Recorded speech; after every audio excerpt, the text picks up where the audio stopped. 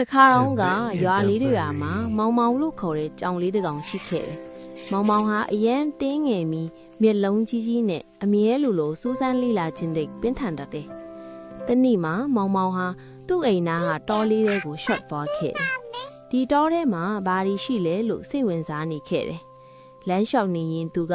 လိပ်ပြလေးတွေငှက်လေးတွေကိုတွေ့ပြီးပျော့ရွှင်သွားတယ်။ဒါပေမဲ့မောင်မောင်ဟာအနှဲငယ်လွှဲသွားပြီးလမ်းပြောက်သွားခဲ့တယ်။သူကြောက်လာပြီးမေမေလို့ညည်းညာခဲ့တယ်။အဲ့ဒီချိန်မှာကြောင်မကြီးတကောင်ကသူ့အတန်ကိုကြားပြီးလာကူညီခဲ့တယ်။မင်းပေကလည်းကလေးလို့မေးတယ်။မောင်မောင်ကသူ့အိမ်ကိုပြန်ကျင်ကြောင်းပြောလိုက်တယ်။ကြောင်မကြီးကသူ့ကိုအေးအေးချမ်းချမ်းနဲ့လမ်းညွှန်ပြီးအိမ်ကိုပြန်ပို့ပေးခဲ့တယ်။မောင်မောင်ရဲ့မေကအယမ်းဝမ်းသာပြီးသူ့ကိုနူးညံ့စွာဖတ်ထားခဲ့တယ်။အဲ့ဒီနေ့နောက်မှာမောင်မောင်ဟာတောထဲကိုတယောက်တည်းမသွားတော့ဘူး